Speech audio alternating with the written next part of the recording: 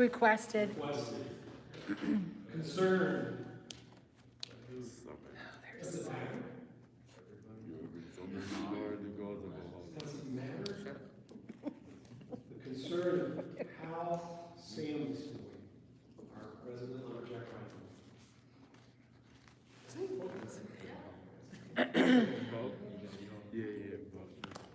Are you there, God? Are you God? I speak for God. You speak for God. Pretty good job. Pretty big job. Not funny. Let me ask you this question. Who here likes to be alone? It depends. Anthony doesn't raise his hand. Anthony puts it all the way up and it exposes his armpit here in the process. He exuberantly likes to be alone. Why do you like to be alone? I don't have to deal with annoying human beings. You don't have to deal Because with other annoying human beings stress me out too much. Because other human beings stress you out too much. Anyone else feel that way? Yeah. Sometimes. Especially about her. Anyone else? What are other reasons that you like to be alone? To sleep. Are you unable to sleep when others are around you? Sometimes. Sometimes. If there's snoring going on, or if you have, I don't even know who would be. yeah, who would imagine could be doing that? And then if you have 3 or 4 dogs in the bed with I you, wondered if some of the ones. it makes it quite difficult to get some sleep. Wagging tails. Wagging tails and dog breath. A dog breath may not be owned by a dog. I'm not gonna answer that. Who else? What are other reasons that you like to be alone? Why do you like to be alone? Anyone? I just like my company. You just like what? I like my own company. You like your own company Yes. more than you like Helen's company? That's like And not that's an true, answer. but sometimes you can't like. Oh, we got moving on Anthony or today. them. Sometimes like I just like being alone. Good job. I can think about things. I can be in peace, Weird of and it's nice. It's nice. I don't have to like talk to other people. I don't have to worry about them, and I can worry about myself. It's true. So when there's no one there, you definitely don't have to talk to other people. Nope. It's just me. And so you can think about it and be at peace. It's not that you don't like other people. Yeah. You just like some time with yourself I like sometimes. time with me. Ray, what were you going to say after that? That there's no one judging, you know. Very true. No one's going to judge you if you choose to pick your toenails when you're Demon alone. under your bed. I pick my toenail no matter what. That's disgusting. Yeah. Yo, but hiding it doesn't make a difference that you're picking your toenail though. No, but no one's going to judge you for it, right? I mean like, you're still doing free to it. pick your toenails when you're not. You're still doing it. God sees, you know, all seeing When you're eyes. not, somehow I think Facts. in the great scheme of Real talk. everything, picking toenails isn't a big deal anymore. Yeah. But I can This put my is nose just around. guessing. Wait, we don't wanna know about any other body part you're picking, okay? Say how you think God feels about picking toenails. Sign of our total depravity. Sometimes people have Thank ingrown you. toenails, Sam. Okay, so And it's what, so let me ask you this question. It's clear, all of us probably at one time or another, we like to be alone sometimes, right? I'll be honest, I do too. I like to be alone sometimes. When the fam takes off for Ohio to go see other family in Ohio and I'm not able to go, I'm not crying because I can't go with them. It's okay, I'm actually look forward to some of that alone time. But by the time, Sunday afternoon rolls around, I'm ready for them to be home. I'm ready for my alone time to be over. You want to get to that place, you're alone for a while, and then you finally get to the spot where, okay, you're ready not to be alone anymore. Yeah. so long. And so that brings me up to this question. What is the difference then between being alone and being lonely? Yes. Sean? Well, alone is being by yourself, and lonely is just a feeling. You can be in a crowd of people, and you can still be lonely. That's correct. That's absolutely correct. And that was one of my next questions. Thank you for getting to that point. You can be in a crowd of people and still be lonely, but being alone, necessarily you don't feel lonely, right? Sometimes. Okay. Matthew? But you are never alone because you got God. Right. Is that what you were about to say? No. You get 2 gold stars from Sunday school. Hannah, what were you I going was to gonna say the same thing, like word for word. say? Same thing with Yeah. You read her mind. I said everything. Creepy. Yeah, weird. Ooh. Anyone else? What's the difference between alone and lonely? Matthew. Being alone, yeah, right. Like you're by yourself, and you like it don't really like when you use the term "I want to be alone." Yeah, and then lonely is like the feeling where you're like you want someone else to be with you. You want someone to be with you, but there's no one there. Yeah. Well, they're for you at least, cause like he said, you could be in a crowd of people and you can still feel Yeah. lonely. Yeah, there's no one there for you. That's a good way to put it. Yeah. There's no one there for you. Someone else. The difference between alone and lonely. Anyone? When you're lonely, you feel like you need another person with you. So maybe sometimes it's a specific person or specific people that you want to be with you, right? Yeah, they're not there.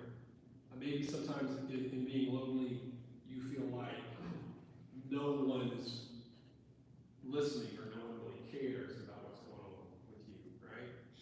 And that can be part of being lonely as well. It's a different situation.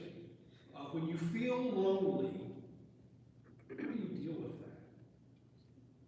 You sleep. That's why a lot of people do that, because that loneliness is kind of sometimes a little like depression. That a lot of people tend to try and sleep and just avoid the feeling altogether. Go ahead, Amy. I call the person that I'm missing. So you try to call or get in Yeah. contact with that person that you're missing. Anime. I play. I was gonna say that, bro. Anime. Just Full feels Metal so Alchemist. Binge the whole series from Metal Alchemist, all. I already finished 48, 7 78 enemies. episodes, Before we started. You need to worship God more. Sunday school starts again for you. When do you get this holy? Since yesterday. How do you deal with I've always it? been You this feel old. lonely. How do you deal with that? Anime. Yeah, I think we got that. Yeah, Matthew. My bad. Yeah. Castlevania might not be the one to watch. Castlevania isn't an anime. It is too. No, what is it an anime? It's bad. It's like It is a. definitely anime. But it's bad. It's like just like calling Glitter Force the anime, bro. Yeah. Like, I don't. The main Sailor Moon, they're just about to start. Sailor Moon Sailor is an Moon's anime. good. Sailor Moon's good. It's Come an on anime. now. She could beat Goku. She's good. Okay, no, we don't. We're not gonna go there. Goku, Sailor Moon, he's Goku. No, but seriously, Yeah, she could. she could get blow the whole year. Let's move past the internet. Let's move past Universal the AP. How do you deal when you feel lonely? Miss Julie, how do you deal? When I'm lonely, Yeah, you feel lonely. I eat. I'll find a good snack, maybe a good movie that I fall asleep in watching, because that's what I do now sometimes. And then, or I'll go drive around. When I had to travel sometimes for work, and I was the only one in a hotel room, and it's like it's too early to be inside sitting in a hotel by yourself, I would just get in my car and I would just start driving and just go drive. I wish I could drive. And hope that I could figure out how to get back to the hotel. Would you pick up the phone and call your beloved? No. Is that Tennessee? Broken-hearted Business owners. I know that even in our faith life, we can get to the point where we feel kind of lonely, or we feel all alone. It can even feel like sometimes that even God himself isn't really hanging around or hanging out with us, you know what I'm saying? He's not bothering maybe really to tune into your station, you know what I'm saying? That even in your prayer life, you pray something and you just feel like that prayer's not going anywhere. And I don't know if you've ever felt that way, but even when we're Christians and we believe in God, that can happen to us. And I know it's happened to me before, and maybe it's happened for you too sometimes. Anyone have that happen? How does that feel like when you feel like you are alone and even God's not really tuned in? Anyone ever feel that way before? Wait, what was the question?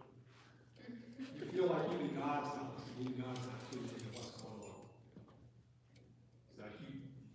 Or lumberjack biking back there saying yes, but not explaining to you. When I was out of work, I had that feeling a lot. Because there are times when you feel like all you do every day, all day is pray. And it's constantly on your mind, and it's like the only person I felt like truly could understand the condition of where I was at was God. Because it's hard to put into words sometimes the feeling of anxiety or the stress or the fear that you're feeling. And so, you're praying to God, and obviously you're praying to somebody that you have faith is there, not necessarily expecting there to be a voice that you're going to hear back and saying, I gotcha, or it's okay, I understand. But there are times when you do feel like God responds, but it's not the response you really want. And so when you keep praying and praying and praying and nothing happens, it's just a natural feeling, I think, for us humans to think he's not paying attention, because that's how you would respond as a human, right? Not paying attention. It's just words right over your head, but to God, it's always there. And so it's just accepting in your heart that says, yeah, even though I pray every day, and even though I'm not getting some kind of a response, it's hard to deal with and accept, but you know that God's still listening. And so, while I think that's true, it's also easy to say that today when you're feeling good about God. But when you're alone, or feeling lonely, or feeling that God's not listening, that's kind of hard to hear. Right? It is hard to hear. It's in the moment, it's hard to accept, because you are just wanting somebody to acknowledge the loneliness. You even feel like God's not responding, not listening, not paying attention. Anyone else? How does that feel when it feels like even God isn't there listening? Anyone?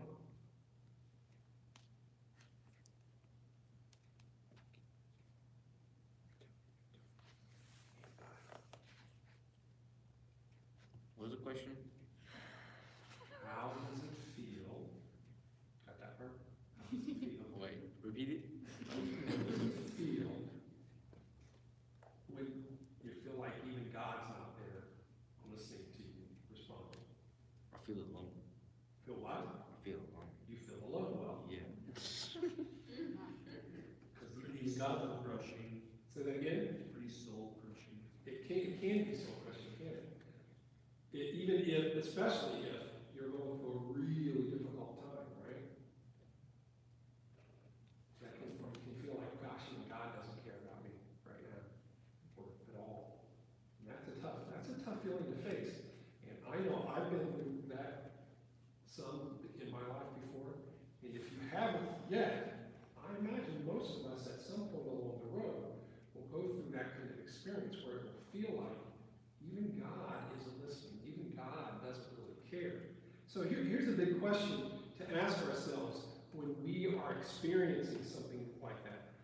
How can I tell if I'm just going through a really rough patch, or if it's a serious case of God has left the building? You know what I'm saying?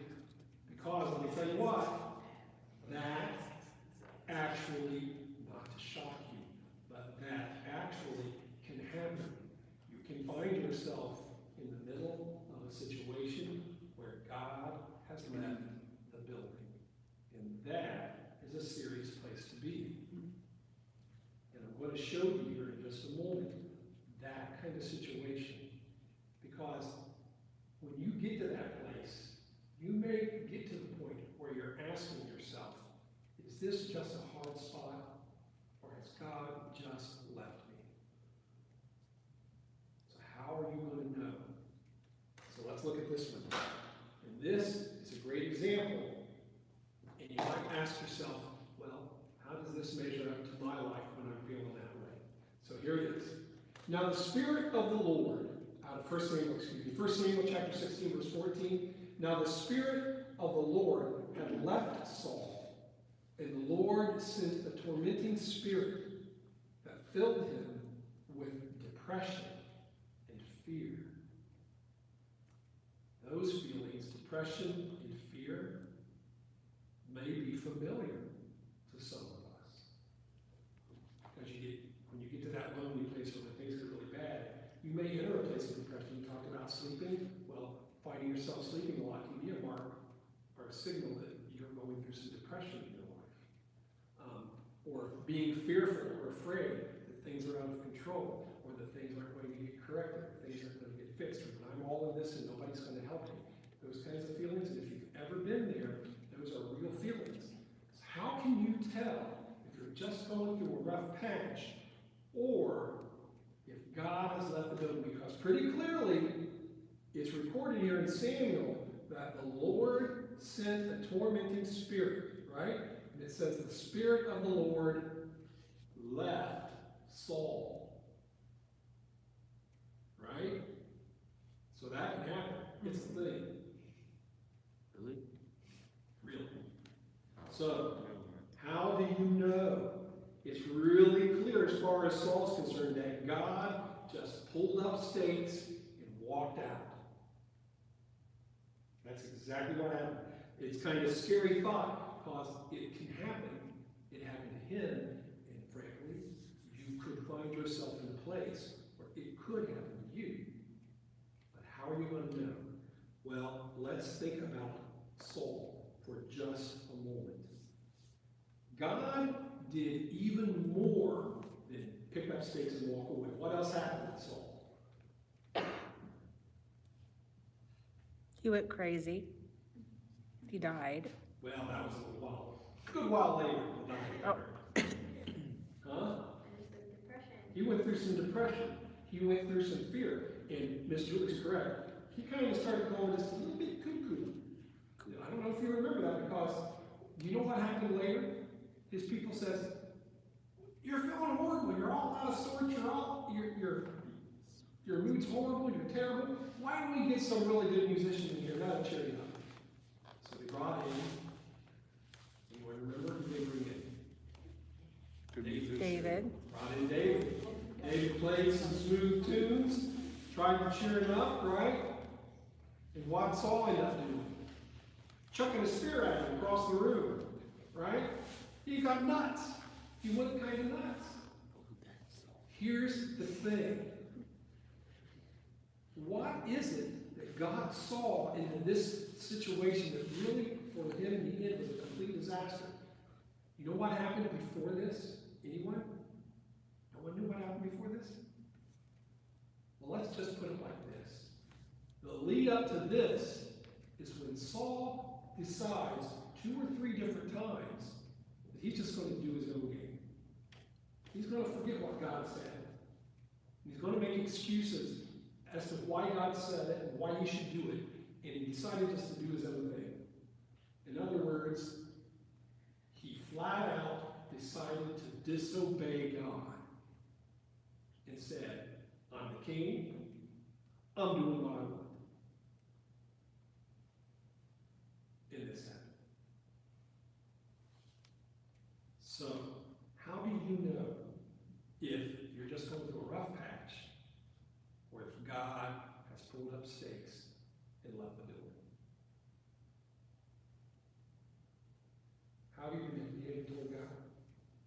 Have you decided just to totally ignore him and just do your own thing? Are you deciding, have you decided, I'm gonna just ignore his instructions? I'm gonna do the things that I wanna do, and I'm gonna live my life the way I wanna live it, and I'm gonna be happy with it the way that I want it to be? Or is it just a case of life is happening, and God is guiding us through something difficult because there's something for us to learn and something for us to grow through? Because that happens too. So, have you been acting like Saul? Because if you have, you're the one that walked away from God first. And that's really the situation today. God didn't walk away from you. Truly, you're the one who walked away first if you've been behaving like Saul. You decided to ignore him and do your own thing. And so when God pulled up stakes, when God said, I'm leaving you, and you're going to get the resulting consequences, it's because Saul had repeatedly disobeyed him when he knew to do otherwise. So, if that's not what's going on in your life, then the other is true. It's just been something tough to go through. And let's be honest, we go through things that are really, really hard sometimes. Let's look at the king of difficulty here, out of Job chapter 2, verse 9. His wife, Job's wife, said to him, you are still trying to maintain your integrity? Curse God and die. Now that was his wife. She must have been a great lady, right? Yeah. Sounds nice. Wait, she sounds kind of mean. How did you get that one? Doesn't she seem a bit mean, guys? It does seem that she's A little. mean, maybe a little frustrated herself. Why do you think Job's wife had the attitude she had? She was mad. Why would she be mad? Is that after all Wait, the wait, bad wait, things? what? Cindy, what did you say? Oh, the bad things that happened. Okay, so we talked about Job going through all this bad stuff, right? He lost all his cattle and his camels and his donkeys and his kids and his houses and everything. So we talk about Job a whole lot, but we kind of forget he didn't lose it all. She did too, right? All that horrible stuff happened. And so she walks up to Job and she goes, how in the world can you still be okay with all this? Just curse God and die. So then you like nail that one right on the head. Awesome, awesome. That's exactly She said bad stuff. Are you serious? That's not. Job had just gone through all the same stuff though that she went through, right? Plus, he's sitting on a mound of ash with a broken piece of clay, scraping at his wounds and his boils. That sounds nice, doesn't it? Nice. Scraping the pus out of your coil with a piece of broken clay, yummy. Take a bite. It's gangrene. Gangrene. Is it busting though? Is it? Why was Job able to have such a different attitude? Because he was better. What do you mean he was better? Better at. God gave him those stuff then. He did what? God He- gave him those, so then he can take it back. God gave him those, and he can take it back. So and that is something that he expresses much later on. So in knowing what he said later, I think that's probably true, that Job had a different attitude. In fact, right after this, does anyone remember what Job said to her in response? Go He with it. said, even though God kills me, I'm still going to praise him. Even if he chooses to knock me down dead right here on the spot, I'm still going to praise God. So in a nutshell, tell me what you just said, that's what he was thinking himself. Job knew that even the most tragic disaster, even though it was disaster after disaster, that God was still there, that he was still willing to trust God, even to the point of his very own death. That was the difference. And Job's wife apparently didn't feel quite so kindly toward God as he did. But but he held on to that. So maybe we may feel lonely, but knowing that God is near us isn't so much about how I feel. Did you ever think about that? God being close by doesn't have to be about how I feel, but knowing and being able to trust Him is maybe more about what I know instead of what I feel. As in know with a capital K, right? I know that it's true. And it's hard sometimes, especially when you're going through something really difficult, to go back to that and to be like Job. It's really hard. It's hard to hear someone say to you, God's not going to leave you. Everything's going to be okay. Have faith in Him. But Job was able to find that place. I want you to hear out of Hebrews what we're told. Hebrews chapter 1, verses 5 and 9. It's not 5 and 9, just 5 and 9. He says, no one will be able to stand against you as long as you live. For I will be with you as I was with Moses. Remember what happened with Moses, right? All that stuff. God just kept me going with him, right? I will not fail you or abandon you. That's a pretty solid promise. He's not saying, I'll try not to fail you. I'll probably not fail you. He says, I will not fail you or abandon you. Then in verse 9 he says, this is my command. Be strong and courageous. Now that sounds kind of familiar.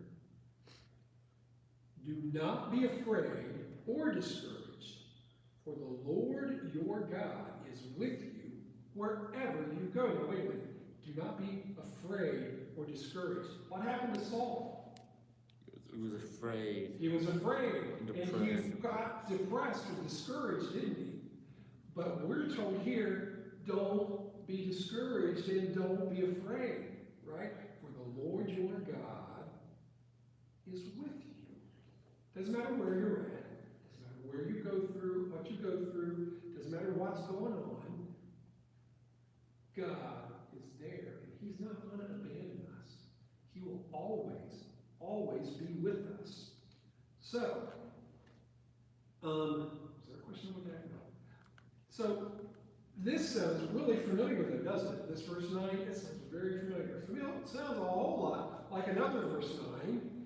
Oops, did I skip a verse?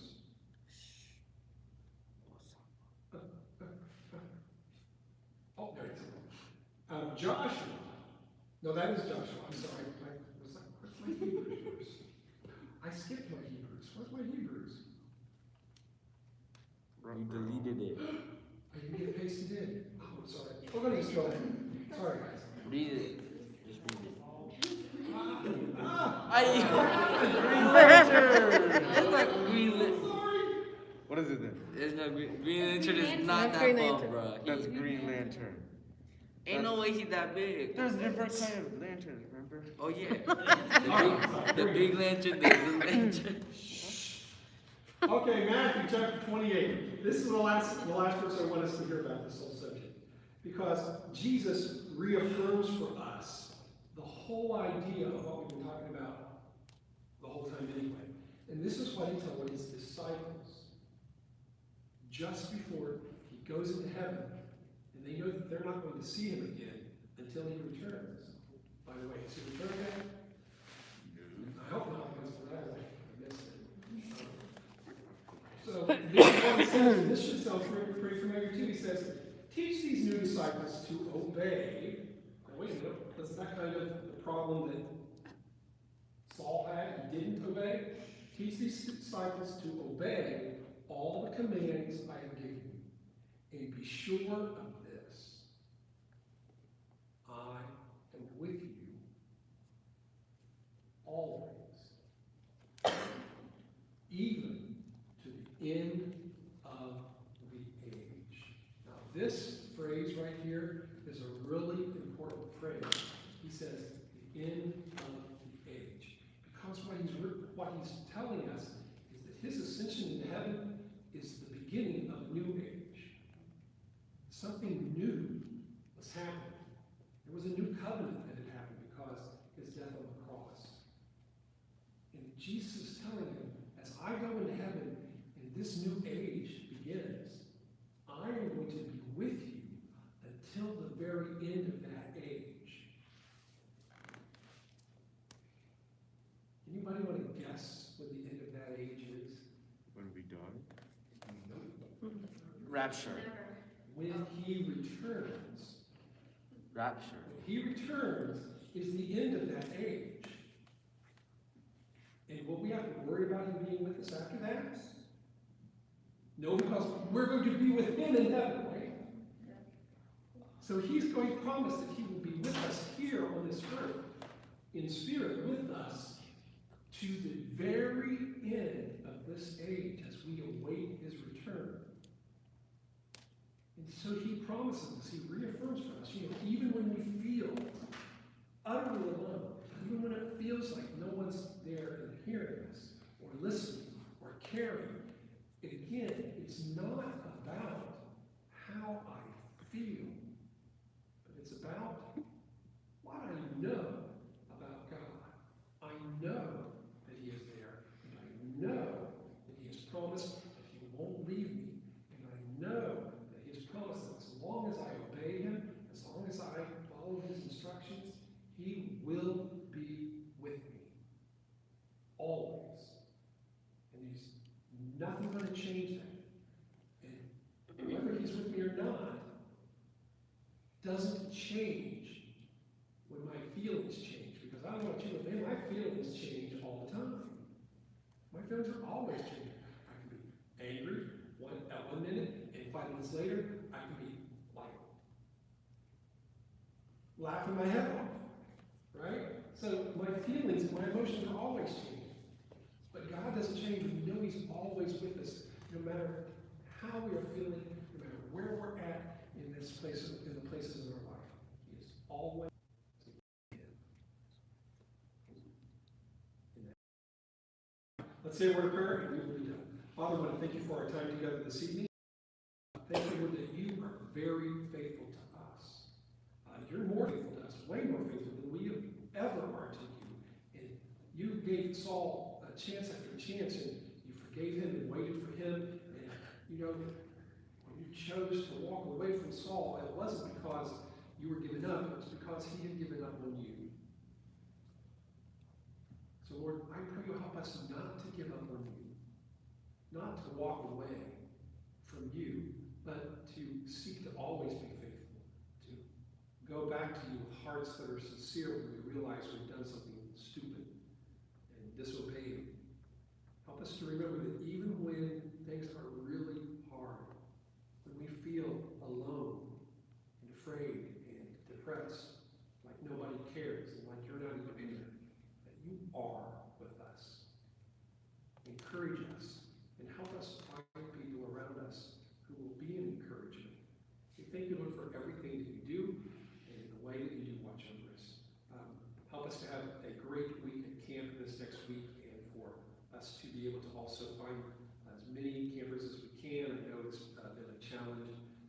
Everyone's challenged, I guess, in every way with COVID and seeping back into normalcy. And so just pray that you'll send a lot of people to camp, Father. Just help us to have a great time. And also watch over everyone next week, even though we won't be having youth group, but we will be getting back together the next week. We thank you for everything you do and ask in your name. Amen. Amen.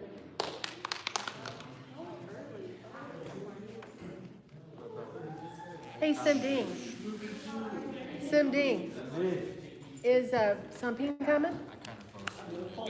He got in trouble. What? He got bad grades. Uh-oh. So he can't come to camp? No.